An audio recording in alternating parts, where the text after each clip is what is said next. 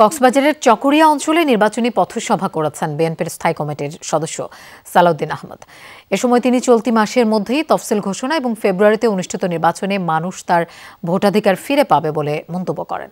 একই সাথে সারা দেশে বিএনপির মনোনীত প্রার্থীদের নিরঙ্কুশ জয় নিশ্চিতে ধানের শীষে ভোট প্রদানের আহ্বান জানান সালাউদ্দিন আহমেদ, বিএনপির স্থায়ী কমিটির সদস্য। বিএনপির স্থায়ী কমিটির সদস্য সালাউদ্দিন আহমেদের পঞ্চম দিনের গণসংযোগে সকালে চকরিয়া ইসলামনগরে ঢল নামে বিএনপি নেতাকর্মীদের। ব্যানার ফেস্টুন নিয়ে ধানের শীষে স্লোগানে মাতেন নেতাকর্মীরা। পথসভায় যোগ দিয়ে বিএনপির এই হেভিওয়েট নেতা বলেন, চলতি সপ্তাহে ঘোষণা হবে নির্বাচনী তফসিল। ফেব্রুয়ারিতেই নির্বাচন, যে নির্বাচন হবে সারা বিশ্বের কাছে স্বীকৃত এবং প্রশংসিত। এই নির্বাচন শুধুমাত্র ভোটে বিজয়ী হয়ে সরকার গঠনের নির্বাচন হবে না, এই নির্বাচন হবে সারা বিশ্বের মধ্যে স্বীকৃত এবং প্রশংসিত একটি নির্বাচন। এই নির্বাচন জনগণই তার নিজের ভোটের পাহারা দিবে, আর কাউকে লাগবে না।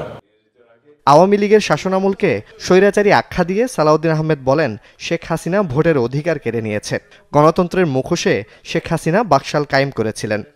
নামে মাত্র বাংলাদেশে গণতান্ত্রিক শাসন ব্যবস্থা, সাংবিধানিক শাসন ব্যবস্থা চালু থাকলেও প্রকৃতপক্ষে সবাই জানেন গণতন্ত্রের মুখোশে শেখ হাসিনা এই দেশে বাকশাল কায়েম করেছিলেন, একদলীয় শাসন ব্যবস্থা কায়েম করেছিলেন, একদলীয় রাষ্ট্র ব্যবস্থা কায়েম করেছিলেন।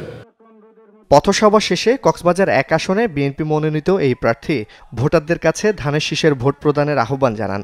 পরে চকরিয়ার বিভিন্ন ইউনিয়নে পথসভা, মহিলা সমাবেশে যোগদানের পাশাপাশি গণসংযোগ করেন তিনি। জুবাইর ইবনে শাহাদাত, যমুনা নিউজ।